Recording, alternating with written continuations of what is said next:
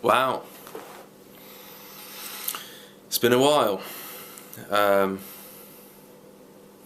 thought I would just make this video because I was looking through some old comments that a lot of you guys had left on some old videos, and to be honest, it was so nice, it was so refreshing to see how much people enjoyed the old stuff I did, the comedy, and it's just really refreshing to know that people appreciated the work I did at the time. And without going into it too much, about a couple of years ago I had a mental breakdown, I suppose you could say. I've suffered with obsessive compulsive disorder for a majority of my life, and it really got bad. It got stupidly bad, and I'd say that my creativity, my creative mind was wiped clean. I couldn't for the life of me come up with any ideas at all. And you know, I've always almost appreciated having OCD because it's helped my mind. It's because I've always had a mind that overthinks things. It certainly helped, and I think that's why I've got it. That's part of the disorder.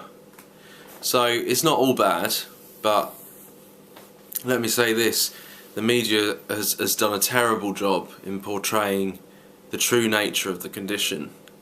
They've perpetuated the stereotype that OCD is just about washing your hands and being tidy, and that's totally not what it is. Well, some people get it like that, but when it's at its worst, it can be life-changing, it can be debilitating. There's even some people that are in homes, residential care, because of OCD. And yeah, so anyway, that's what happened, and that's why I couldn't make videos. My creativity is slowly coming back.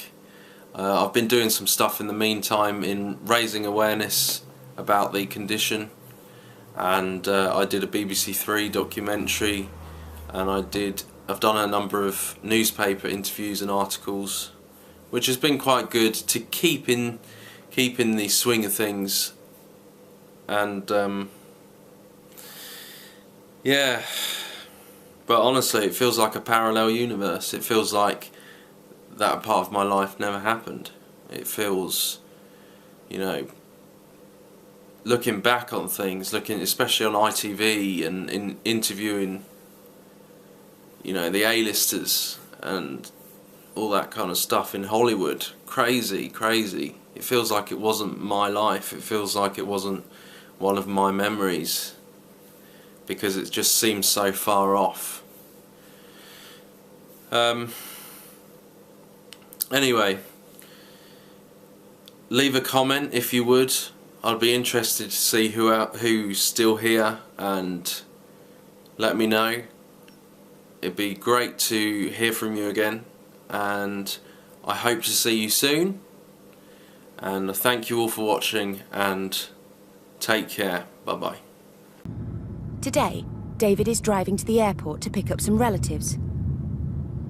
He's terrified he will do something illegal and be sent to prison. I feel safe as a driver, but I just feel anxious about certain aspects of driving. If I was to break the law whilst driving, or be blamed for injuring somebody, and the other fear is just hurting somebody. It's one of the worst things that I can imagine is hurt, especially a child. Like, if you hit them in a car, it would just be terrible. It's just this irrational fear I can't get over. Even though I know I'm safe, I don't believe it, and I doubt constantly that other people are safe.